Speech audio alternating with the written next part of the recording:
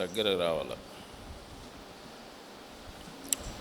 ప్రభునందు ప్రియమైన వారలారా, ప్రభు యొక్క మహాకృపను బట్టి ఈ మధ్యాహ్న వేళ మరోసారి మనమంతా సహవాసం చేయడానికి ప్రభు ఇచ్చిన మంచి సమయాన్ని బట్టి ప్రభుకు స్తోత్రాలు చెల్లిస్తున్నాను. మరి మీ అందరికీ మరోసారి నా ప్రేమపూర్వకమైన వందనాలు తెలియజేస్తున్నా. అందరూ భోంచేశారా? మేము కూడా భోంచేసాము. భోంచేసిన తర్వాత కాస్త పడుకుంటే బాగుందని అందరికీ కోరిక ఉంది. మంచి భోజనం పెట్టారు, విశ్రాంతి ఇస్తే బాగుండేది కదా. ప్రతిరోజు మనం విశ్రాంతి తీసుకుంటూనే ఉన్నాము. అప్పుడప్పుడు ఈ దేహానికి విశ్రాంతి లేకుండా కూడా చేయాలి. కాబట్టి ఈరోజు రేపు కాస్త ఈ దేహానికి విశ్రాంతి మధ్యాహ్నం లేకుండా రాత్రి మాత్రమే మనం తీసుకుందాము. నేను కూడా రాత్రి అంతా ప్రయాణం చేశాను. నాకు కూడా కొంత బడలిక ఉంది. అయినా దేవుని సన్నిధి పట్ల ఆశతో మనమంతా సహవాసం చేస్తూ ఉన్నాము.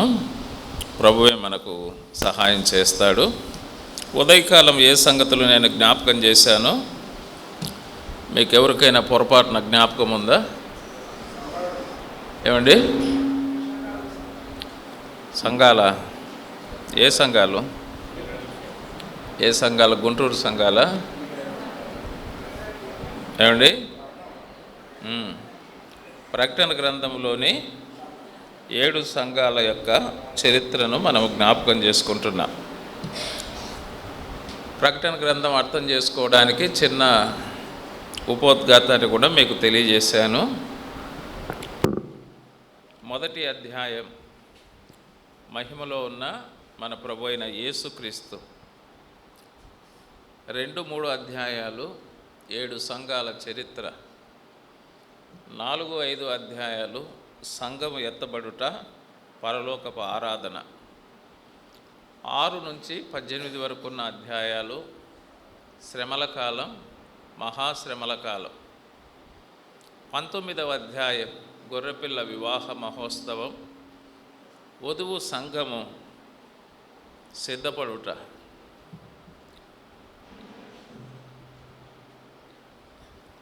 20వ అధ్యాయం మృతులైన పాపాత్ముల యొక్క తీర్పు ధవల సింహాసనం ఎదుట, 1000 ఏళ్ల పరిపాలన. అది 20వ అధ్యాయం. 21-22 అధ్యాయాలు నూతన యెరూషలేం, నిత్యత్వంలో సంఘం. అవి మనకు క్లుప్తమైనటువంటి వ్యాఖ్యానం మనం అర్థం చేసుకోవడానికి. మనం ఇప్పుడు ప్రకటన గ్రంథంలో 2-3 అధ్యాయాల్లో ఉన్న 7 సంఘాల చరిత్ర మనం జ్ఞాపకం చేసుకున్నాం. 7 సంఘాలు 7 కాలాలకు సూచనగా ఉన్నాయని మనం జ్ఞాపకం చేసుకున్నాం. 7 సంఘాలలో ఉన్న అనుభవాలు ప్రస్తుత కాలానికి కూడా సూచనగా ఉన్నాయి అన్న సంగతులు మనం జ్ఞాపకం చేసుకున్నాం. ఎఫెసు సంఘము అపోస్తుల కాలాన్ని చూపిస్తున్నది. మొదటి ప్రేమను కోల్పోయిన సంఘం. నేడు కూడా మనము కూడా మొదటి ప్రేమను కోల్పోయిన వారంగానే ఉన్నాం. ప్రభును ప్రేమించుటలో కానీ, సహోదరులను సహోదరులను ప్రేమించుట్లో కానీ, వాక్యాన్ని ప్రేమించుట్లో కానీ, ఆరాధనను ప్రేమించుట్లో కానీ, ప్రార్థనను ప్రేమించుట్లో కానీ ఆ మొదటి ప్రేమ కోల్పోయిన ఎఫెసు సంఘాల వలె మన సంఘాలు కూడా ఉన్నాయి. రెండవదిగా స్మరణ సంఘం. అది శ్రమల కాలాన్ని చూపిస్తున్నది. ప్రస్తుతం సంఘము కూడా శ్రమల గుండా ప్రయాణం చేస్తూ ఉన్నది. ప్రభువు చెప్పాడు కదా, కొండ మీద ప్రసంగంలోనే చెప్పాడు, నా నిమిత్తం జనులు మిమ్మల్ని నిందిస్తారు, హింసిస్తారు, దూషిస్తారు, అబద్ధముగా చెడ్డ మాటలు కూడా పలుకుతారు. పూర్వకాలమందు ప్రవక్తలను కూడా అలాగనే వాళ్ళు చేశారు అని ప్రభు కాలంలోనే చెప్పాడు. ప్రభు రాకముందు ప్రవక్తల పరిస్థితి అలాగనే ఉంది. ప్రస్తుత పరిస్థితి కూడా అలాగనే ఉంటుంది, భవిష్యత్తులో కూడా అలాంటి పరిస్థితులు వస్తాయని కూడా ప్రభు చెప్పాడు. ప్రభు చెప్పినట్లుగానే శ్రమల గుండనే సంఘము సాగిపోతూ ఉన్నది. అయితే ఆ శ్రమలలో నమ్మకంగా ఉండాలని స్మరణ సంఘానికి ప్రభు చెప్పాడు. మరొక సంఘం పెర్గం సంఘం. ఇది సంఘము లోకముతో వియ్యమందిన కాలం అంటారు. అంటే ఒక చక్రవర్తి, కాన్స్టంటైన్ అనే చక్రవర్తి క్రీస్తును విశ్వసించడం ద్వారా అనేక మంది ఆ చక్రవర్తిని బట్టి క్రైస్తవ్యం స్వీకరించారు. దానితో మారు మనసు లేని వారంతా సంఘంలో చేర్చబడ్డారు. అందుకే అవిశ్వాసులు విశ్వాసులు కలిసి సంఘంలో ఏమైపోయినారు? కలిసిపోయినారు. ఈనాడు కూడా అనేక స్థలాలలో మనం చూస్తే విశ్వాసులు అవిశ్వాసులు ఉంటారు సంఘాలలో. విశ్వాసులు చెప్పినట్టు ఒకవైపు జరిగితే అవిశ్వాసులు చెప్పినట్టు ఇంకొక వైపు జరుగుతుంది. ఇటువంటి సంఘాలు చాలా ఉన్నాయి. మోస్ట్ సీనియర్ సంఘాలు ఇటువంటి సంఘాలు ఎక్కువ ఉన్నాయి. సీనియర్ సంఘాలు ఎట్టున్నాయి? సంఘము లోకము కలిసి ఉన్న సంఘాలు చాలా ఉన్నాయి. చాలా విచారకరమైన విషయాలు. అంటే వీళ్ళిద్దరికీ ఒడంబడిక ఉంటుంది అన్నమాట. విశ్వాసులు చెప్పినట్టు అవిశ్వాసులు వింటారు, అవిశ్వాసులు చెప్పినట్టు విశ్వాసులు వింటారు. మేము పాలు పొంగబెట్టుకుంటాం, మీరు ప్రార్థన చేయండి అంటారు. ఇది అన్నమాట సంగతి.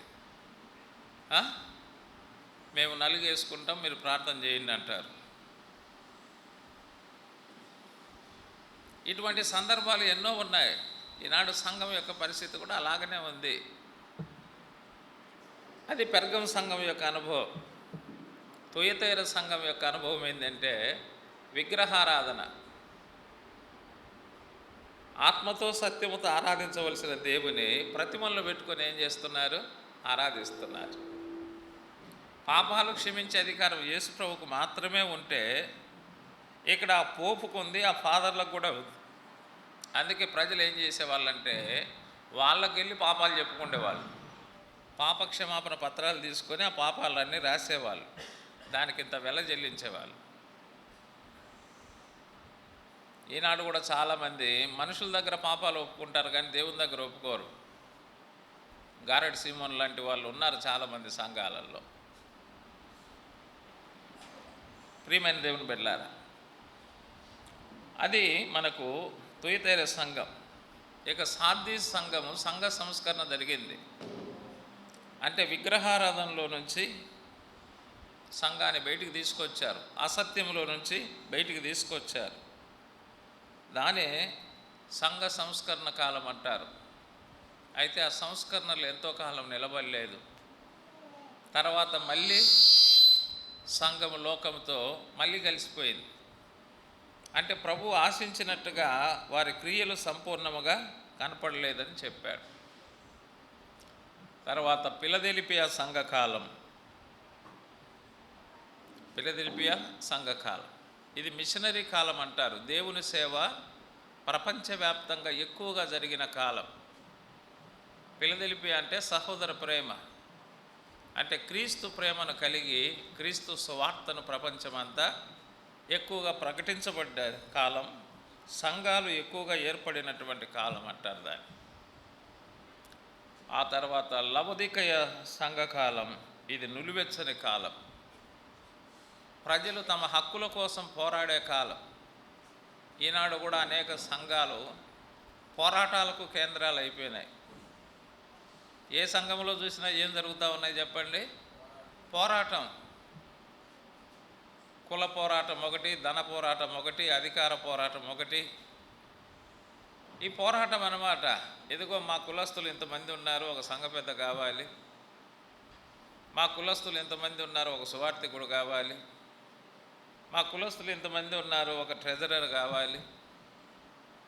కుల పోరాటాలు ఎక్కువ ఉన్నాయి, ధనవంతుల పోరాటాలు ఎక్కువగా ఉన్నాయి పదవుల కోసం. అందుకే సంఘాలు ఏమైపోయినాయంటే నులివెచ్చనితనం. సువార్త పోరాటం పోయింది, ఎప్పుడో పోయింది. ఈ కుల పోరాటాలు, పదవుల పోరాటాలు సంఘాలలో అధికమైపోయినాయి. అందుకే సంఘం ఏమైపోయిందంటే నిలువెచ్చని స్థితికి వచ్చింది. నోట సువార్త రావడం లేదు. ఎవరో ఒకరి గురించి మాటలు వస్తూ ఉన్నాయి. వాళ్ళిట్లా వీళ్ళిట్లనే మాటలతోనే మన నోరు ఆగిపోయింది. కానీ యేసుప్రభు గొప్పతనం గురించి చెప్పేది అయిపోయినాయి ఈ నోట్లో. ఇది నోరు కాదు, ఇప్పుడు ఒక పెద్ద బోర్ అయిపోయింది అన్నమాట. క్రీస్తు సువార్త చెప్పే వాళ్ళు అరుదైపోయినారు. సంఘ పోరాటాల గురించి చెప్పే వాళ్ళే మనకు ఎక్కడ చూసినా ఇద్దరు కలిసి మాట్లాడుతూ ఉంటే ఎవరి గురించి మాట్లాడతారు? వేరే వాళ్ళ గురించి మాట్లాడతారు. ఇదిగో నేను సువార్త చెప్పినా ప్రభుని నమ్ముకున్నారు, ఈ మాటలు లేవు. ఇప్పుడు ఈ మాటలు లేవు. ఈ పదవుల పోరాటాలు ఎక్కువ అయిపోయినాయి. అందుకే సంఘం ఏమైపోయిందంటే నులివెచ్చని స్థితిలోకి వచ్చేసింది. ఇది చెప్పాడు. ఈ 7 సంఘాలలో 5 సంఘాలను ప్రభు విమర్శించాడు, చాలా తీవ్రంగా విమర్శించాడు. అయితే 2 సంఘాలను మాత్రమే ప్రభు ఏం చేశాడు? ప్రశంసించాడు. 2 సంఘాలనే ప్రశంసించాడు. ఆ సంఘమే స్మరణ సంఘము, ఆ సంఘమే ఫిలదెల్ఫియా సంఘం. మనం విమర్శించబడిన సంఘం యొక్క అనుభవాల్లో ఉన్నామా? ప్రశంసించబడుతున్న సంఘం యొక్క అనుభవాల్లో ఉన్నామా? విమర్శించబడుతున్న సంఘాలను చూసి మనం ఏమి నేర్చుకోవాలంటే మనం కూడా విమర్శించబడకూడదు అని నేర్చుకోవాలి.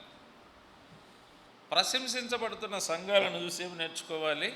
మనము కూడా ప్రశంసించబడే సంఘాలుగా ఉండాలనేదే మనం నేర్చుకోవాలి. కాబట్టి ప్రశంసించబడుతున్న ఈ సంఘంలో ఒక సంఘం, ఫిలదెల్ఫియా సంఘం యొక్క అనుభవాలను మనం ఆదర్శంగా తీసుకోవడం ఎంతైనా మనకు ఆశీర్వాదకరం. ఎవరిని మనం ఆదర్శంగా తీసుకోవాలి? విమర్శించబడుతున్న వారిని ఆదర్శంగా తీసుకోవాలా? ప్రశంసించబడుతున్న వారిని ఆదర్శంగా తీసుకోవాలా? ప్రశంసించబడుతున్న వారిని ఆదర్శంగా తీసుకోవాలి.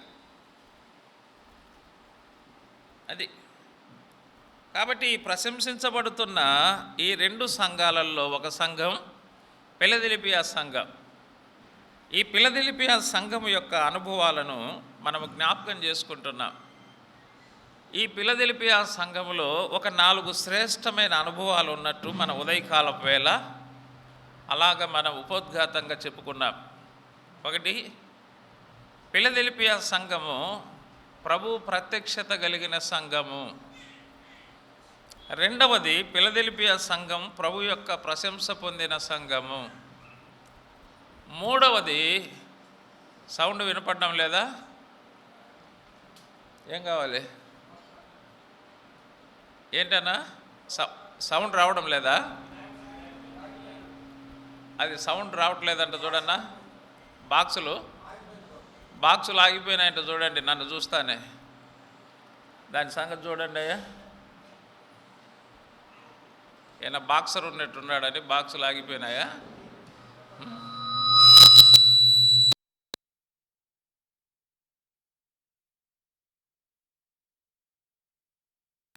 హలో హలో హలో హలో ఇప్పుడు యాంప్లిఫైయర్ అవసరం లేకుండానే మ్యాక్ వచ్చినాయి, అవి తీసుకోండి, బాగా పనిచేస్తున్నాయి. రైట్. ఈ ఫిలదెల్ఫియా సంఘంలో ఉన్న 4 శ్రేష్టమైన అనుభవాలు: ప్రభు యొక్క ప్రత్యక్షత పొందిన సంఘం, ప్రభు యొక్క ప్రశంస పొందిన సంఘం, ప్రభు యొక్క హెచ్చరిక పొందిన సంఘం, ప్రభు యొక్క వాగ్దానం పొందిన సంఘం. నెంబర్ 1, ప్రభు యొక్క ప్రత్యక్షత పొందిన సంఘముగా మనం చూస్తాం. ప్రియులారా, ఈ 7వ వచనంలో చూడండి. ఫిలదెల్ఫియాలో ఉన్న సంఘపు దూతకు ఇలాగు రాయము అన్నాడు. ఫిలదెల్ఫియాలో ఉన్న సంఘపు దూత. ఎవరు ఈ సంఘపు దూత అంటే? గబ్రియల్ దూత కాదు, మిఖాయేల్ దూత కాదు, సంఘపు దూత. గబ్రియల్ దూత, మిఖాయేల్ దూత ఎక్కడ ఉంటారంటే పరలోకంలో ఉంటారు. వాళ్ళు పరలోకపు దూతలు, దేవుని దూతలు. మరి సంఘపు దూతలు ఎవరు? మనమే సంఘపు దూతలు. బైబిల్ చెప్తున్న సత్యం అదే. రెండవ కొరింథీ పత్రిక 8వ అధ్యాయంలో తేటగా పౌలు గారు చెప్పారు.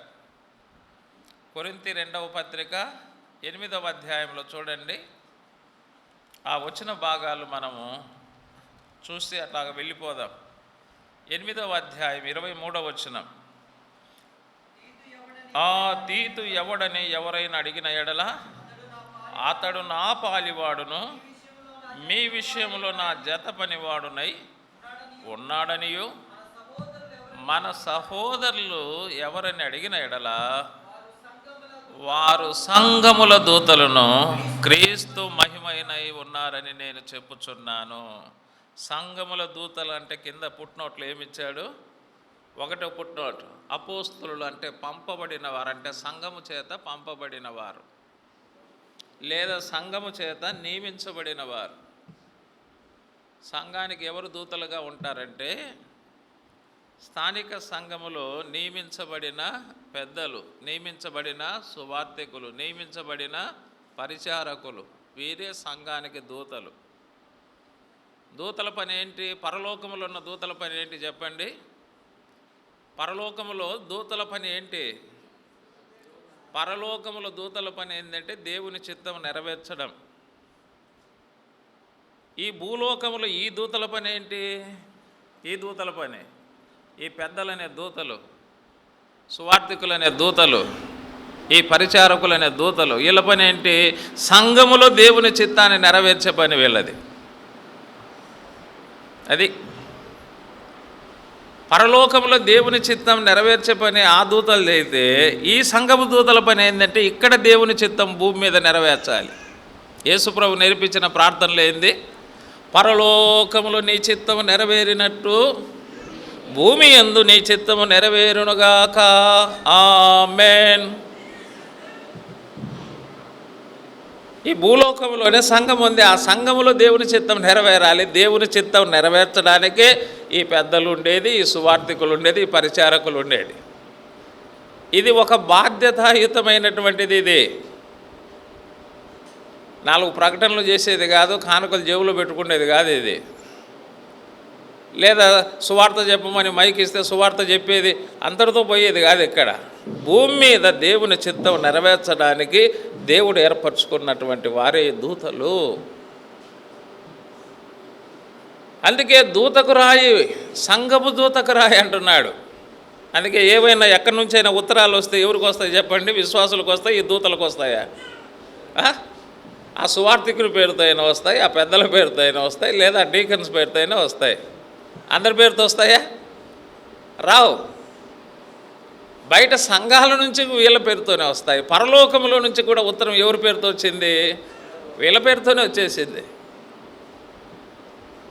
వీళ్ళు దూతలు, భూమి మీద దేవుని చిత్తం నెరవేర్చేవారు. అది చెప్పాడు అక్కడ. అందుకే సంఘపు దూతకు రాయము.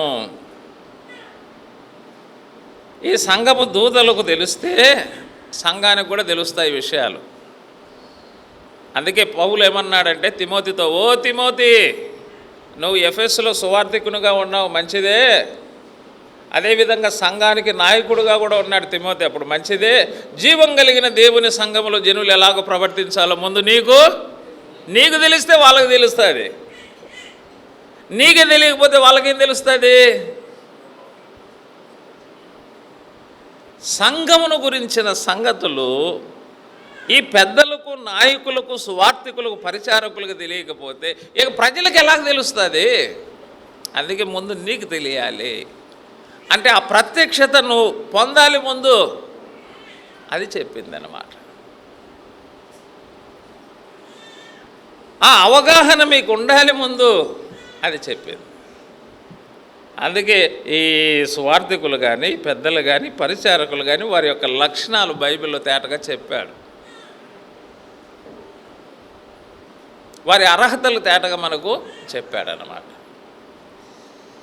సంఘపు దూతకు రాయుము అని చెప్పి ఆ తర్వాత ఏం చెప్తున్నాడు? ఆ ప్రత్యక్షతను గురించి తెలియజేస్తున్నాడు.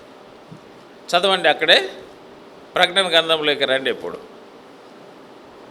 ఈ 7వ వచనంలో సంఘపు దూతకు రాయమని చెప్పాడు. సంఘపు దూత వివరాలు మనం చూసాము.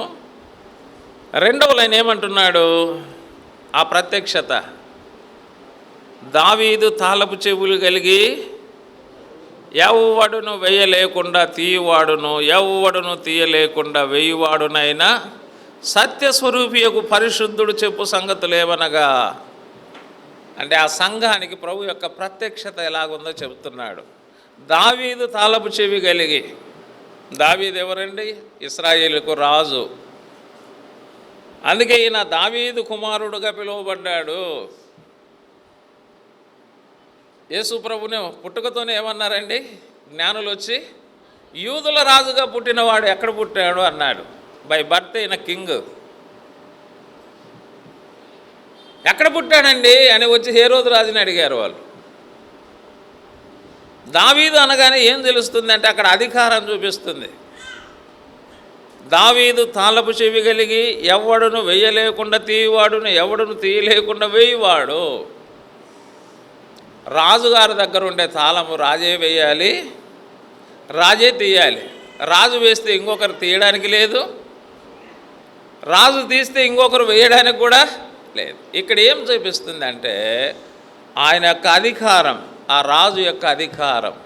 ఆయన రాజు, ఆయన సంఘమే ఆయనకు రాజ్యం. ఈ సంఘం అనే రాజ్యానికి రాజు ఎవరంటే యేసుక్రీస్తే. అది ఈ సంఘం అనే రాజ్యానికి ఆయన ఏమై ఉన్నాడు? రాజుగా ఉన్నాడు, అధికారము కలిగిన రాజు. ఆ తాళం చెవి ఆయన దగ్గర ఉంది. అది తీయాలన్నా ఆయన తీయాలి, వేయాలన్నా ఆయన వేయాలి. అది పూర్తి అధికారం. అంటే యేసుక్రీస్తు సర్వాధికారి. అది యేసుక్రీస్తు ఎవరు? సర్వాధికారి. మనకు రోమాపత్రిక 9లో కూడా చెప్పాడు కదా, 5లో, ఈయన సర్వాధికారి అయిన దేవుడై ఉండి నిరంతరము స్తోత్రార్హుడై ఉన్నాడు, ఆమేన్ అన్నాడు. ఆయనకు పరలోకముల అధికారం ఉంది, భూమి మీద అధికారం ఉంది, ఈ పంచభూతముల మీద అధికారం ఉంది. అలాగని ఆయన స్వరక్తం ఇచ్చి సంపాదించిన సంఘం మీద ఆయనకేముందంటే సర్వాధికారం ఉంది. అంటే సంఘానికి ఏ ప్రత్యక్షత అవసరం అంటే ఆయన సర్వాధికారి అనే ప్రత్యక్షత సంఘానికి అవసరం.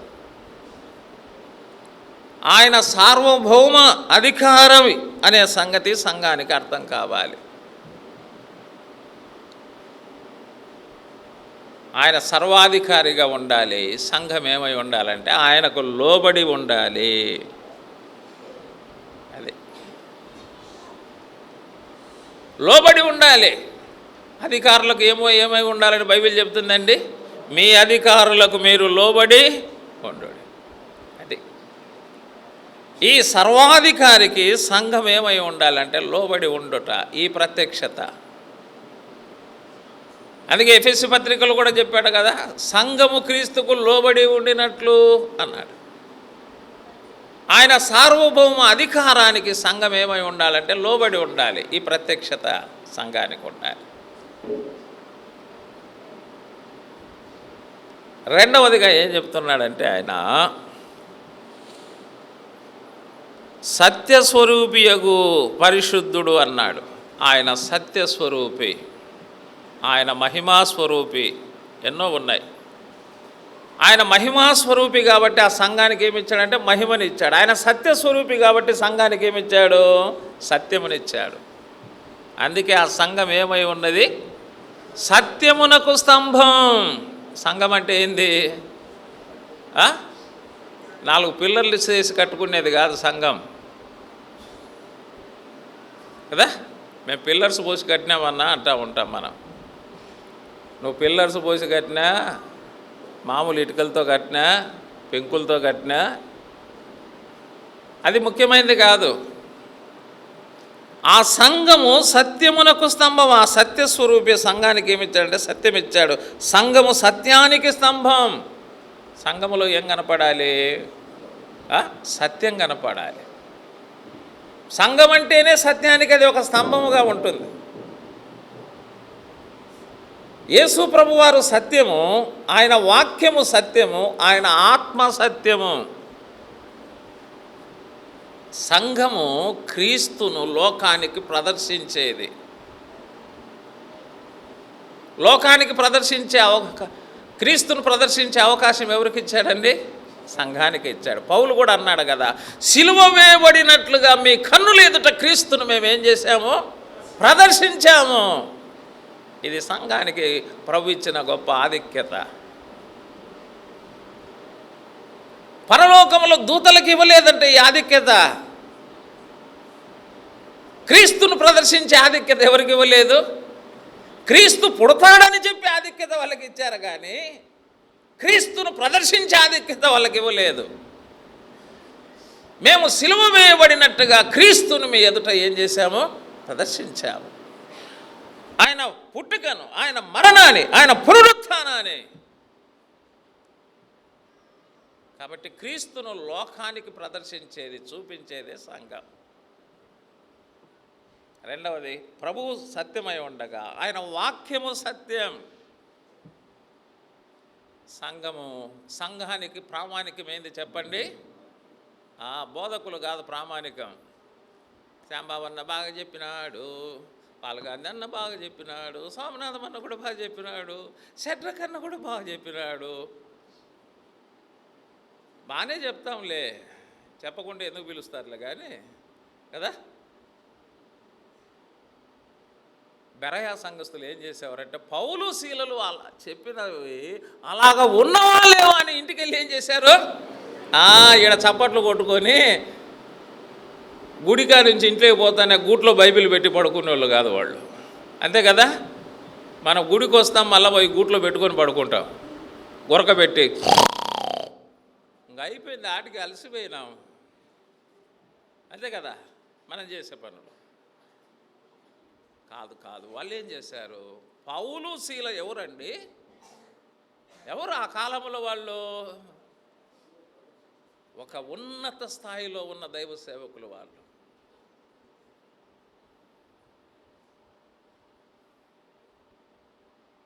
క్రీస్తు కొరకు అనుభవించవలసినన్ని శ్రమలు అనుభవించారు, మిగిలి ఉన్నవి కూడా అని చెప్పాడు ఆయన. వాళ్ళు చెప్పిన సంగతులే అలాగున్నవో లేవని ఇంటికి వెళ్ళి ఏం చేసేవాళ్ళంట? ప్రామాణికం ఏందమ్మా సంఘానికి? అయ్యగారు అమ్మగారు కాదు ప్రామాణికం, వాక్యమే ప్రామాణికం. మీరు పెద్దలను దైవ సేవకులు గౌరవించడం నేర్చుకోండి ఎప్పుడైనా, కానీ ప్రామాణికం మాత్రం ఏం తీసుకోవాలి? వాక్యమే ప్రామాణికంగా తీసుకోవాలి. సంఘానికి ప్రామాణికం వాక్యముగా తలంచాలి. కాబట్టి వాక్య ప్రమాణం ముఖ్యమైనది. అందుకే ఆ సంఘములో వాక్యము ముఖ్యమైనది. ఆ వాక్యానుసారమైనటువంటి ప్రమాణాలు ముఖ్యమైనవి అని చెప్పారు. ఇంకా సత్యం అంటే ఆయన ఆత్మ. సంఘము ఆయన ఆత్మ చేత నడిపించబడాలి. ఆనాడు పరిచర్య కోసం నియమించే వాళ్ళను మీరు సెలెక్ట్ చేయండి అన్నారు అపోస్తలులు. విశ్వాసులందరూ ఎటువంటి వాళ్ళని సెలెక్ట్ చేసుకున్నారండి? ఆత్మతో నింపబడిన వాళ్ళని సెలెక్ట్ చేసుకున్నారంట. ఏం అంగబెద్దగా చేస్తారా లేదా? పరిచారకునిగా చేస్తారా లేదా? సువార్థికునిగా చేస్తారా లేదా? సంఘాన్ని జీల్సాలనా అని బెదిరించిన వాళ్ళందరినీ చేయలేదు అప్పుడు. ఇప్పుడంతా బెదిరించిన వాళ్ళందరినీ చేసుకుంటా పోతాడు కదా. ఎవడు బెదిరించే వాళ్ళని చేసుకుంటాడు. చాలా విచారకరమైంది. పదవుల కోసం బెదిరించే వాళ్ళు అయిపోయినారు సంఘాలలో. దీనికోసం పదవుల కోసం బెదిరిస్తావట. పదవి మన దగ్గరికి రావాలి కానీ పదవి దగ్గరికి మనం ఎప్పుడు ప్రాకులాడకూడదు. దావీదు రాజు కావాలని ఏనాడైనా ప్రాకులాడినాడా? వద్దురా బాబు అని సౌలు దగ్గర నుంచి పారిపోయినాడు. రారా బాబు నువ్వే కావాలని తీసుకొచ్చారు. చూసారా? వద్దు బాబు అని పరిగెత్తపోయినాడు. వద్దు నాయన, ఈ సౌలు వద్దు, ఈ యోనాతాను వద్దు, ఈ అబ్నేరు వద్దు, మా అన్నగారు వద్దు, వెళ్ళిపోయినాడు. రారా బాబు నువ్వే రారా నువ్వే నాయన రావాలి. తీసుకొచ్చారు. ఈనాడు పరిస్థితులు ఎలాగుంటాయి చెప్పండి. ఆనాడు సనుగులు వచ్చినాయి వాస్తవమే. హెబ్రీ భాష, గ్రీక్ భాష మాట్లాడేవారు మరి సనుగులు వచ్చాయి. అయితే మీరు కొంతమందిని ఏర్పాటు చేసుకోండి, మేము నియమిస్తామని అపోస్తలులు చెప్పినప్పుడు ఆత్మ చేత నింపబడి నడిపించబడుతున్న వారిని 7 మందిని సెలెక్ట్ చేశారు. చూడండి, శరీరం చేత నడిపించే వారిని కాదు, వాళ్ళు ఆత్మచేత నడిపించారు.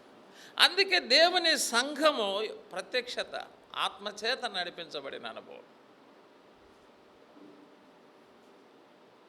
కాబట్టి ఫిలదెల్ఫియా సంఘానికి ప్రభు యొక్క ప్రత్యక్షత, ఆయన సర్వాధికారి అని, ఆయన సత్య స్వరూపి అని ఆయన ప్రత్యక్షత.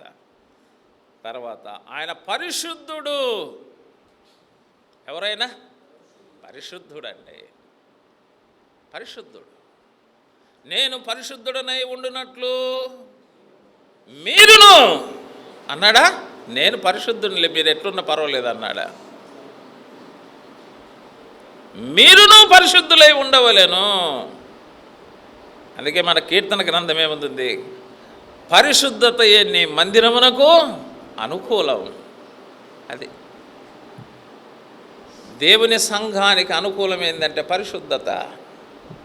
దేవుని సంఘానికి వ్యతిరేకమైనది ఏంటంటే పాపం. ఆనాడు షిలోహులో పాపం జరగబట్టే షిలోహును విడిచి వెళ్ళిపోయినాడంట దేవుడు. వెళ్ళిపోయినాడా లేదా? పాత నిబంధనలో ఆయన పాపానికి వ్యతిరేకం. దైవజనులు శాంబాబు అంకుల్ ఉదయకాలం కూడా ఆయన ఈ వయసులో కూడా సంఘాల మధ్య భారంతో చెబుతున్నాడు. ఈ మధ్య కొంతమంది తప్పుడు బోధకులు వచ్చారు. వాళ్ళు ఆల్రెడీ తప్పిపోయినారు. తప్పిపోయిన వాళ్ళంతా ఏ బోధ చేస్తారు చెప్పండి? తప్పుడు బోధే చేస్తారు. తప్పుడు బోధే చేస్తారు. మార్గం తప్పి తిరుగు చుక్కలు అన్నాడు యూదా పత్రికలో. ఇవి స్టార్లే, స్టార్ క్యాంపెయినింగ్ అనుకుంటున్నారు వాళ్ళు చాలాసార్లు. మార్గం తప్పి తిరిగిన చుక్కలు ఈ దుర్బోధకుల గురించి పెట్టబడిన పేరు బైబిల్లో. వాళ్ళు ప్రజలను కూడా ఏం చేస్తున్నారంటే మార్గం తప్పిస్తున్నారు. ఇది ధర్మశాస్త్ర కాలం కాదు, ధర్మశాస్త్ర కాలంలో పాపం చేస్తే శిక్ష ఉంది, ఇది కృపాకాలంలో పాపం చేసిన శిక్ష లేదు. పాపం ఎక్కడ విస్తరిస్తుందో కృప అక్కడ అపరిమితంగా విస్తరిస్తుంది. ఒక తప్పుడు బోధన తీసుకొని వచ్చారు. ఆనాడు కొరింథీలో పౌలు వెళ్ళిపోయిన తర్వాత తప్పుడు బోధకులు ప్రవేశించారు కొరింథీలో. వాళ్ళు ఏం బోధ చేశారో తెలుసా? పౌలుకు అతి విద్య వలన వెరిబట్టింది. ఒరే, చనిపోయిన తర్వాత ఒక మనిషిని పాతి పెడితే వాడు మట్టి అయిపోతారా? మళ్ళీ వాడు తిరిగి ఎలాగ బ్రతుకుతాడు? ఎక్కడ పునరుద్ధానం ఉంది? పౌలుకు వెరిబట్టి మాటలు చెబుతున్నారు, మీరు వెరిబట్టి మాటలు వింటున్నారు. అసలు మనిషి జీవితం ఏంటో తెలుసారా మీకు? తినడం, తాగడం, సుఖించడం రా అని వాళ్ళు ఒక తప్పుడు బోధ చేశారన్నమాట. పౌలు బృందం అక్కడి నుంచి వెళ్ళిపోతానే వేరే బృందం వచ్చింది. వీళ్ళు కూడా సంచులు తగిలించుకొని వచ్చినారు. ప్రైజ్ ద లార్డ్, హల్లెలూయా, దేవుడికి స్తోత్రం అని వచ్చేసినారు వీళ్ళు. ఇక మనమేముందంటే బైబిల్ సంచి తగిలించుకుంటే తెలసొక్క వేసుకుంటే ప్రైజ్ ద లార్డ్ అని చెబితే మనమేముంది? మన బలహీనత అది కదా. యేసు ప్రభు చెప్పాడు కదా, నా నామమున ఎవరు వస్తారో నీతిమంతుడని చేర్చుకుంటే నీతిమంతుని ఫలం, శిష్యుడని చేర్చుకుంటే శిష్యుని ఫలం, ప్రవక్తని చేర్చుకుంటే ప్రవక్త ఫలం. మనం ఫలాల కోసం ఎదురు చూస్తూ ఉంటాం. ఇక్కడ నీళ్ళు ఇస్తే ఏదో ఒకటి వస్తుంది, బో పెడితే ఏదో ఒకటి వస్తుంది, కానుకలు ఇస్తే ఏదో ఒకటి వస్తుంది, క్రిస్మస్ టైంలో బట్టలు ఇస్తే ఏదో ఒకటి వస్తుంది. చెట్టు మంచిదైతే దాని పళ్ళు కూడా మంచిదవుతాయి. అవి చూడం మనం, అవి చూడాలి మనం. ఒరే, చెట్టు పేరు చెప్పుకొని వీళ్ళు పళ్ళు నమ్ముకునే వాళ్ళ, లేదా చెట్టులాగా ఈ మంచి పళ్ళ అని మనం చూడాలి. చూడకపోతే మనం దెబ్బతింటాం. ఆ కొరింథీలు అట్లే పౌలు బృందం వెళ్ళిపోయిన తర్వాత వేరే బృందం వస్తే చేర్చుకున్నారు. పునరుత్థానమే లేదని ఒక తప్పుడు సిద్ధాంతం చేస్తే ప్రజలు ఏం చేశారంటే తిని తాగి ఉన్నారు. అందుకే దుష్ట సాంగత్యం మంచి నడవడిని చెరుపుతుంది అని పౌలు చెప్పాడు. ఆ కొరింథీ మొదటి పత్రిక 15వ అధ్యాయం అంతా దేని గురించి చెప్పాడు తెలుసా? ఆ తప్పుడు బోధన సరిచేయడానికి ఆయన చెప్పాడు. పునరుత్థానం ఉంది అని నిరూపించడానికే చెప్పాడు. కొరింథీలో ఒక తప్పుడు బోధ, పునరుత్థానం లేదని. గలతీలో ఒక తప్పుడు బోధ, సున్నతి లేకుండా రక్షణ లేదనేది ఒక తప్పుడు బోధ. చూసారా? ఈనాడు బిలాము బోధలు ప్రవేశిస్తున్నాయి, నికోలైతుల బోధలు ప్రవేశిస్తూ ఉన్నాయి. చాలా జాగ్రత్తగా ఉండాలి. ఇప్పుడున్న ఈ తరం వెళ్ళిపోయిందనుకో, ఇక భయంకరమైన తరాలు రాబోతున్నాయి. దాన్ని చూసి వీళ్ళు తట్టుకోలేక హృదయంలో వేదనతో చెప్తా ఉన్నారు. ఇప్పుడు తరం వెంబటి తరం వెళుతుండగా సత్యాన్ని మనం ఏం చేయాలంటే కాపాడుకోవాలి. సత్యాన్ని సంత వీధులలో మనం అమ్ముకోకూడదు ఎప్పుడు కూడా. కాబట్టి ఆయన పరిశుద్ధుడు, ఆయన సంఘానికి పరిశుద్ధతనే అనుకూలం. అది అనుకూలం. బైబిల్ అదే కొరింథీ పత్రికలు ఏమంటాడు పౌలు? ఆ పాపం చేసిన వాడిని వెలివేయండి అన్నాడు. ఎవరు పాపం చేయలేదు? రొట్టె ఇయ్యండి అన్నాడా? రసం ఇయ్యండి అన్నాడా? వాక్యపరిచయం ఇయ్యండి అన్నాడా? పాటలు ఇయ్యండి అన్నాడా? ప్రసంగం ఇయ్యండి అన్నాడా? మీ పక్కన కూర్చోబెట్టుకోండి అన్నాడా? వాడు తర్వాత పశ్చాత్తాపన్నప్పుడు చెప్పాడు 2వ పత్రికల మాట. ఈనాడు పశ్చాత్తాపం ఉండడం లేదు. పాపం చేసినా తెలుసా? పశ్చాత్తాపం లేదు అంటే వాళ్ళకు ప్రత్యక్షత లేదే. అరే నా ప్రభు పరిశుద్ధుడు, నేను పరిశుద్ధునిగా జీవించాలన్న అనుభవమే లేకపోతే ఎట్లా? ఆ అనుభవం ఉంటే తప్పకుండా అది పశ్చాత్తాపం కలుగుతుంది. సంఘానికి ప్రత్యక్షత అవసరం. ఈ ప్రత్యక్షత సంఘానికి ఏమంటే అవసరం. అది ఇది లేకపోతే సంఘాలు ఏమైపోతాయంటే జీవం కలిగిన దేవుని సంఘాలు జీవము లేని మానవ సంఘాలు అయిపోతాయి, రాతి సంఘాలు అయిపోతాయి. అంటూ ఏముండదు మళ్ళీ. అది చెప్పాడు అక్కడ. పరిశుద్ధుడు చెప్పు సంగతులేవనగా, ఆయన పరిశుద్ధుడు, ఆయన సంఘము కూడా పరిశుద్ధంగా ఉండాలి. ఆయన రక్తము చేత సంఘాన్ని పరిశుద్ధపరిచాడు, ఆయన ఆత్మ చేత పరిశుద్ధపరిచాడు, ఆయన వాక్యము చేత పరిశుద్ధపరిచాడు. పరిశుద్ధత ఆ సంఘానికి అనుకూలం. ఈ ప్రత్యక్షత ప్రతి సంఘము కలిగి ఉండాలి అని చెబుతూ ఆయన ప్రత్యక్షత గురించి 7వ వచనంలో చెప్పాడు. 8వ వచనంలో వారి యొక్క ప్రశంసన గురించి అక్కడ చెప్తాడు. నీ క్రియలను నేను ఎరుగుదును అన్నాడు. అంటే ఇది ఏ సంఘము? క్రియలు కలిగిన సంఘము. ఏ సంఘము? క్రియలు కలిగిన సంఘం ఇది. కాబట్టి నమ్మిన మనమందరము కూడా విశ్వాసముతో కూడా ఏముండాలి? క్రియలు ఉండాలి. క్రియలు లేని విశ్వాసం ఏమవుతుందన్నాడు? వ్రతమే. అది అమృతం కాదు, అది వ్రతం. క్రియలు లేని విశ్వాసులు ఏ సంఘములో ఉంటారో అది సచ్చిన సంఘములాగానే ఉంటుంది, అంతే. ఆ సంఘములో క్రియలు ఉండాలి, సత్క్రియలు ఉండాలి సంఘం. క్రేతు సంఘమును గురించి ఏమన్నాడండి పౌలు? క్రేతులో కూడా సంఘం ఉంది, కానీ క్రేతు సంఘస్థులు ఎటువంటి వాళ్ళు తెలుసా? అది నిజంగా ఆ మాటలన్నీ మనం చదువుకుంటే ఆ తీతు పత్రికలో చాలా విచారకరంగా ఉన్నాయి ఆ మాటలన్నీ. అది క్రియలు లేని సంఘం. అది చూడండి, ఒక వచ్చిన భాగాలు చూడండి, 2 మాటలు. తీతు పత్రికలో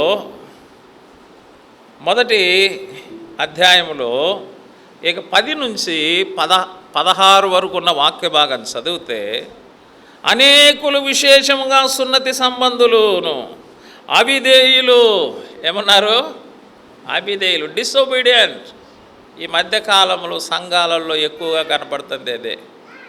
ఎవరి ద్వారా సువార్త వింటున్నారు, ఎవరి ద్వారా రక్షించబడుతున్నారు, ఎవరి ద్వారా వాక్యములు పెంచబడుతున్నారు, ఎవరి ద్వారా ఆధ్యాత్మికంగా స్థిరపడుతున్నారో వారి పట్లనే ఏం చూపిస్తున్నారు చెప్పండి?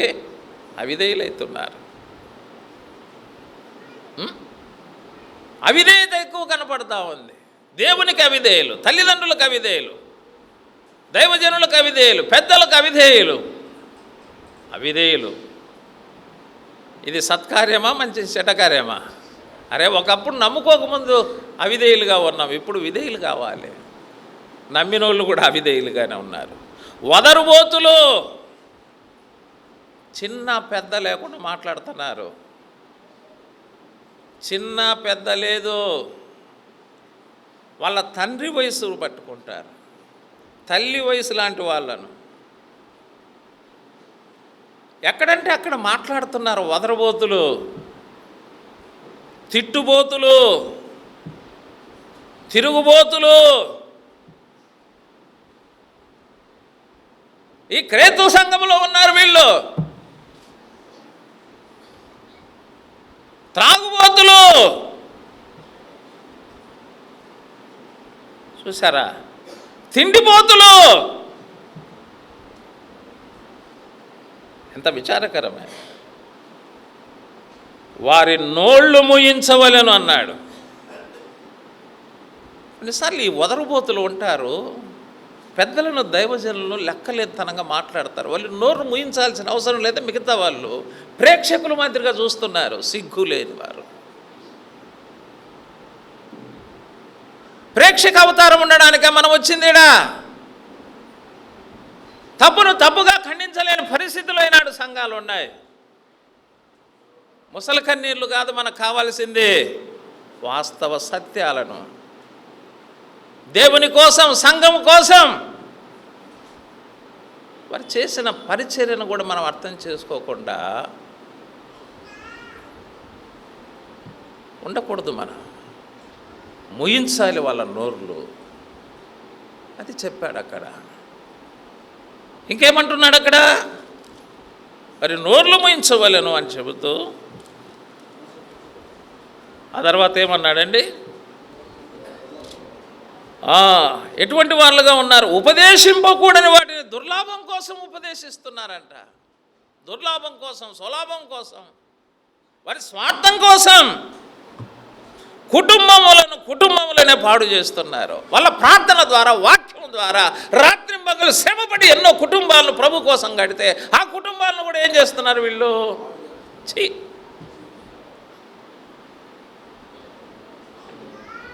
ఎంత బాధకరమైంది.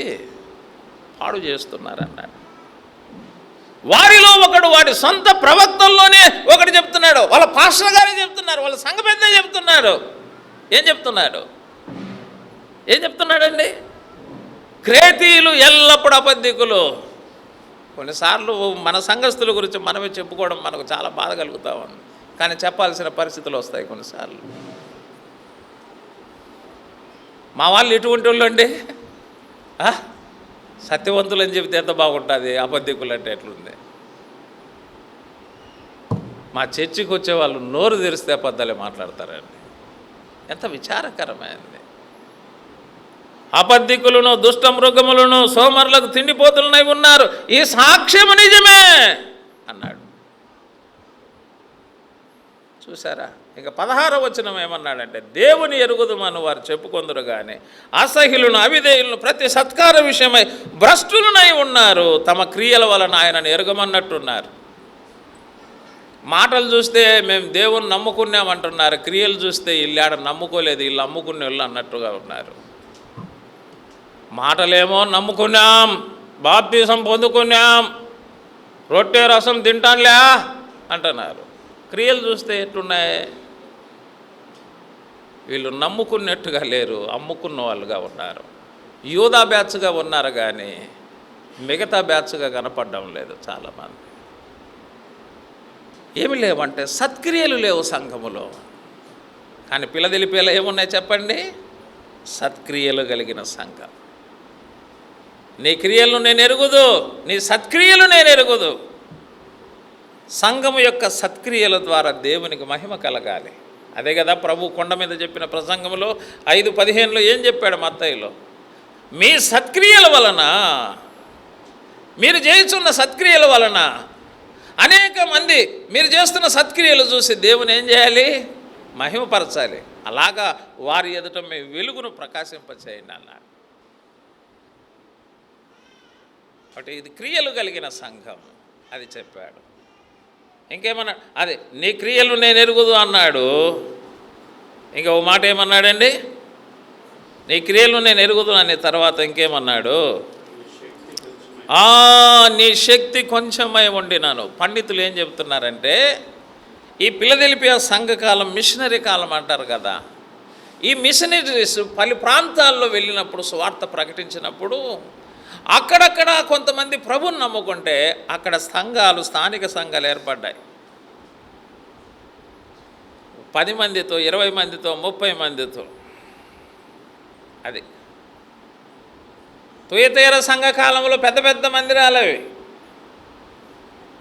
విగ్రహారాధనతో కూడినవి ఉన్నాయి.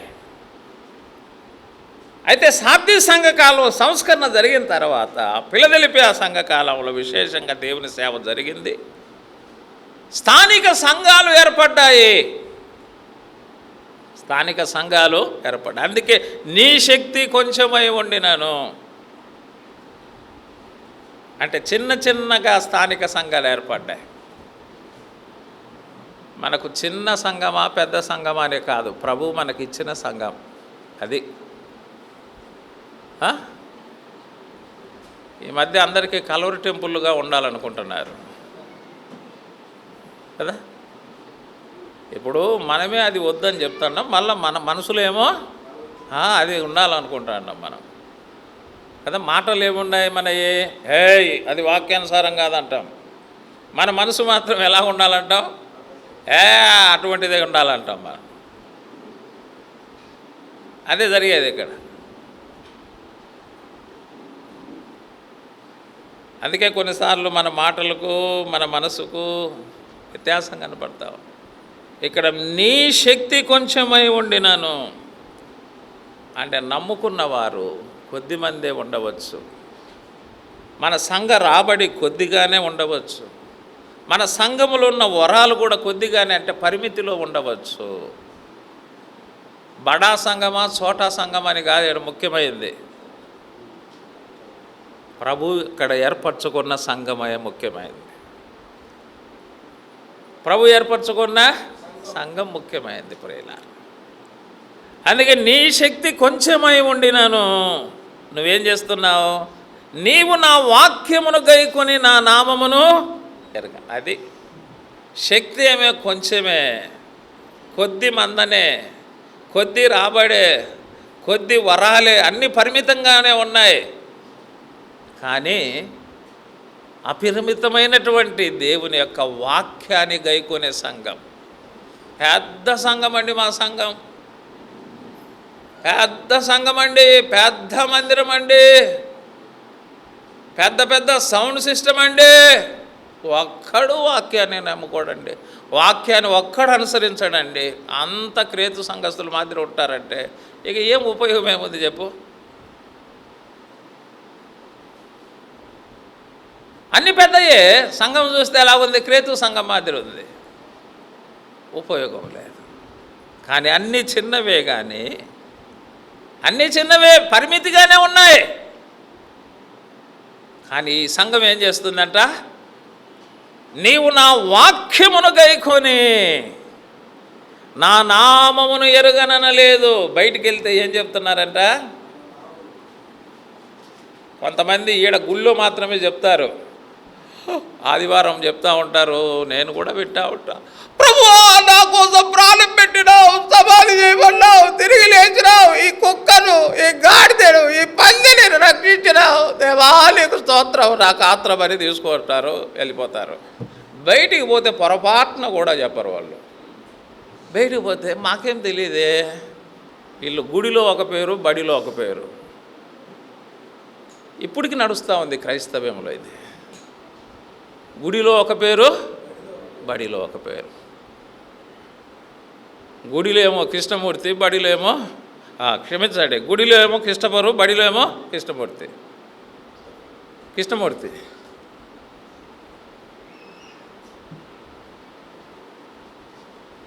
నాలుగు గోడల మధ్య ఒప్పుకోవడం పెద్ద సంగతి ఏం కాదండి, పెద్ద సంగతి ఏం కాదు. నాలుగు గోడల మధ్య బయటికి వెళ్ళి నేను యేసుప్రభువుని నమ్ముకున్నాను, నేను రక్షణ పొందుకున్నాను, జీవిస్తే ప్రభు కొరకు జీవిస్తానని ఎక్కడైనా చెప్పగలుగుతున్నామా ధైర్యంగా? చాలామందికి ఆ దమ్ము లేదు.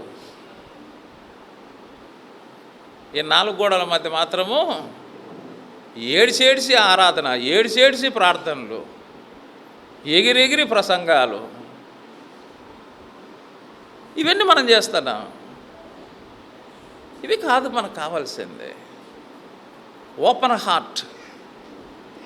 ఇక్కడ ఏమై ఉన్నామో బయట కూడా మనం చెప్పాలి.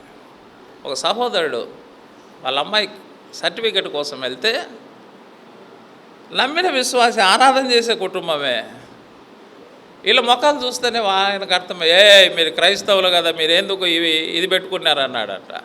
ఎవరు? తహసీల్దార్. కాదు సార్, మేము ఓబులానికి పోతాం సార్ అని ఇట్లా పెట్టాడట మూతి. ఏం చెప్పాలి? ఎక్కడ ఒప్పుకోవడం లేదు మనము? అధికారుల దగ్గర ఒప్పుకోం. మేము దేవుని పెట్టలేమని ఒప్పుకోం. చూడండి, అధికారుల దగ్గర. ఈడొచ్చి చర్చిలో మాత్రము కొట్లాడుతుంటాం. ఈడ పదవుల కోసం కొట్లాడతామే, ఆడ ప్రభువు కోసం నువ్వు చెప్పలేవా? మందిరాల్లో పదవుల కోసం కొట్లాడే ఏ వ్యక్తి అయినా సరే, నీ అధికారులు ఎదుట నువ్వు చెప్పు, నేను క్రైస్తవుని, నేను ధైర్యంగా. నీకు ఇక్కడ కొట్లాడే హక్కు నీకు లేదు.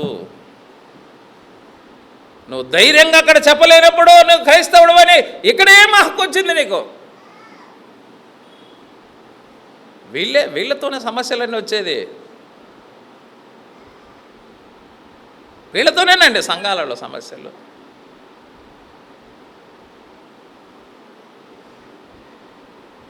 పిలాతు ఎదుట యేసుప్రభు నిలబడ్డాడు. నీ మీద వీళ్ళందరూ దేవుని కుమారుడు అని చెప్తున్నారు. నువ్వు దేవుని కుమారుడువా, మరియ కుమారుడు చెప్పు, మరియ కుమారుడు అని చెప్పు, ఇప్పుడు వదిలేస్తానన్నాడు. నువ్వు అన్నట్టు నేను ఎవరిని? దేవుని కుమారుడు. ఇక మనకు సాక్షులతో పనేమి లేదు అన్నారు. అయ్యి బాబు, నేను మరియ కుమారుని అండి, యేసేపు కుమారుని, నేను వడ్రంగివాణి అంటే ఏమైపోయింది అక్కడ? ఇక పిలాతుకు అధికారం ఉంది, అలాగ తీసేయాలనుకుంటున్నాడు, ఆయనకు శిక్ష లేకుండా చేయాలనుకుంటున్నాడు. పరలోకములో ఉన్న దేవుడే కుమారునిగా భూమి మీదకి వచ్చినప్పుడు ఆయన ఒప్పుకున్నాడు. ఆయనను నమ్ముకొని, ఆయనను ఆరాధిస్తూ, ఆయనను ప్రార్థిస్తూ, ఆయనను ప్రకటిస్తూ మనం మాత్రం ఏం చేయడం లేదు? మనం ఒప్పుకో. ఎందుకు ఒప్పుకుంటే నాకు నష్టం జరుగుతుంది, నా బిడ్డలకు నష్టం జరుగుతుంది. యేసుప్రభుకు నష్టం జరిగినా పర్వాలేదు మనందరికీ కదా, మనకు మాత్రం ఏం జరగకూడదు?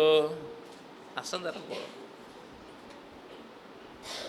నేను ప్రభువుని నమ్ముకోకముందు స్టూడెంట్ లీడర్గా ఉన్నాను. SC/ST ఆర్గనైజేషన్లో నేను నిలబెట్టి మాట్లాడేవాడిని, తహసీల్దార్తో కొట్లాడేవాడిని. ఎప్పుడైతే ప్రభువుని నమ్ముకున్నామో దానికోసం కాదురా మనం కొట్లాడాల్సింది, యథార్థమైన జీవితాన్ని మనం జీవించాలి. నా బిడ్డలందరికీ నేను చిన్నప్పుడే క్రిస్టియన్ అని రాపించేశాను.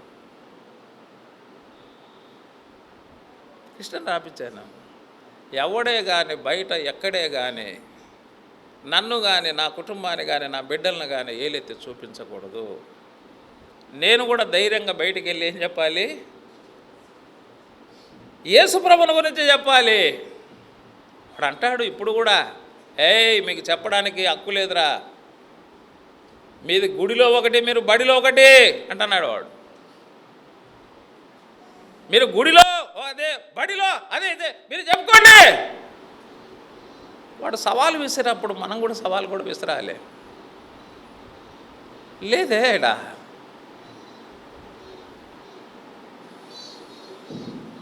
లేదు. ఫిలదెల్ఫియా సంఘకాలంలో వాళ్ళు ఎక్కడికి వెళ్ళినా యేసును తమ రక్షకుడుగా వారు అంగీకరించారు. ఎరుగననలేదు. ప్రభు కూడా చెప్పాడు కదా, మనుషుల ఎదుట నా నామమును ఎవరైతే ఒప్పుకుంటారో పరలోకంలో దూతలు ఎదుట నేను అతన్ని ఏం చేస్తానో ఒప్పుకుంటాను.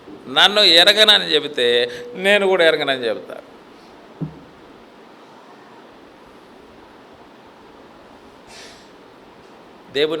దేవుని బిడ్డలని ఒప్పుకోవడానికి నేను ఒక్కడే చెబుతాను, దేవుని బిడ్డ అని చెప్పి నష్టపోయిన వాడు చరిత్రలో ఎవడున్నాడో నాకు చెప్పండి.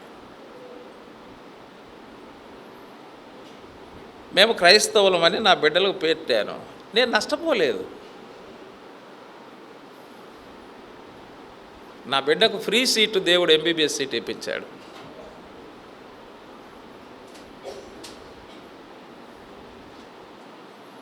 నేను చెప్తున్నాను కదా, దేవుని కొరకు నువ్వు నిలబడడం ప్రారంభించు, దేవుడు నీ పక్షాన నిలబడి ఆయన కార్యాలు జరిగించడం ప్రారంభిస్తాడు. అది మనం నేర్చుకోవాలి. క్రైస్తవ్యం అంటే 4 గోడల మధ్య చప్పట్లు కొట్టుకుంటే 4 పాటలు పాడి 4 వాక్యాలు చెప్పుకొని పోవడం కాదు. మన జీవితం అనేది లోకానికి ఆదర్శంగా ఉండాలి, ప్రభు చేత ప్రశంసించబడేదిగా కూడా ఉండాలి. అదే చెప్పాడు అక్కడ, నీవు నా వాక్యమును గైకొనుటనని. నా నామమును ఎరుగనని లేదు, నా వాక్యమును గైకొన్నా, అందుకే నీ ఎదుట నేనేం చేశాను, తలుపు తీసి ఉన్నా. ఇదే సువార్త తలుపు. ఫిలదెల్ఫియా సంఘకాలంలో సువార్త తలుపు తెరవబడింది. ఆయన తలుపు తెరిచాడు, ఇంకా ఎవడు ఏం చేయలేడు, మోయలేడు. తెరిచిన వాడెవరంటే సర్వాధికారి అయిన దేవుడు. ఆయన తెరిచిన తలుపు ఎవరు ముయ్యాలి? దావీదు తాళపు చేయగలిగిన వాడు, ఆయన తలుపు ఆయనే తెరవాలి, ఆయనే ముయ్యాలి. ఈ సువార్త తలుపును యేసు ప్రభువే తెరిచాడు. ఇప్పుడు మళ్ళీ సువార్త తలుపు మూసేది కూడా ఎవరు? ఆయనే. మూయడానికి ప్రయత్నం చేస్తున్నారు కానీ మూయడానికి వాళ్ళ చేత కాదు. మనమేమనుకుంటున్నామంటే మూయబడుతున్నాయి అనుకుంటున్నాం. 2000 సంవత్సరాలుగా ఇటువంటి పరిస్థితులు వచ్చాయి. ముయ్యాలనుకున్న వాళ్ళందరినీ దేవుడు మూసేశాడు. ఆయన సువార్త నేటికి తెరవబడే. అందుకే కొన్నిసార్లు బహిరంగంగా మూయబడి ఉండవచ్చు, కానీ అపోస్తల కార్యంలో కూడా బహిరంగంగా మూయబడింది, కానీ వ్యక్తిగతంగా వారు దేవుని సేవ చేశారు. అంత్యోకయ సంఘం కూడా వ్యక్తిగతంగా దేవుని సేవ చేస్తే సంఘం ఏర్పడింది. అక్కడ సువార్త దండయాత్రలు చేస్తే దేవుని సంఘం ఏర్పడలేదు. ఆ శ్రమలలో కూడా ప్రభు మనను వాడుకుంటాడు. ఈ విధంగా ఫిలదెల్ఫియా సంఘం ప్రభు యొక్క ప్రత్యక్షత, ప్రభు యొక్క ప్రశంస, ఆయన ప్రత్యక్షతకు మనం ఎప్పుడైతే విధేయత చూపిస్తామో ఆయన ప్రశంసకు మనం పాత్రులమవుతాం. పౌలు కూడా అన్నాడు, ఆ దర్శనమునకు నేను అవిధేయుడనగాక విధేయుడనైతే. ఆ ప్రత్యక్షతకు మనం ఎప్పుడైతే అవిధేయులంగాక విధేయులమవుతామో ఆ ప్రభువు ద్వారా ప్రశంస కూడా మన జీవితాలలో మనం అనుభవిస్తాం. చాలాసార్లు ప్రత్యక్షత మనం చూస్తూ ఉంటాం, కానీ దానికి అవిధేయత చూపిస్తూ ఉంటాం. అందుకే ఆ ప్రశంసను మనం ఏం చేస్తామంటే పోగొట్టుకుంటాం. ఈ ఫిలదెల్ఫియా సంఘం ప్రభు యొక్క ప్రత్యక్షతకు విధేయత చూపించింది, ప్రభు యొక్క ప్రశంసను సొంతం చేసుకుంది. నేడు మనము కూడా ఆ ప్రత్యక్షతకు విధేయత చూపిద్దాం, ఆ ప్రశంసను సొంతం చేసుకుందాం. ఒక ఆదర్శవంతమైన వ్యక్తులుగా, కుటుంబాలుగా, సంఘాలుగా మనం ఉంటూ ప్రభు నామాన్ని మహిమపరుద్దాం. అట్టి కృప ప్రభు మనకు అనుగ్రహించి నడిపించునుగాక. ఆమేన్. Thank you.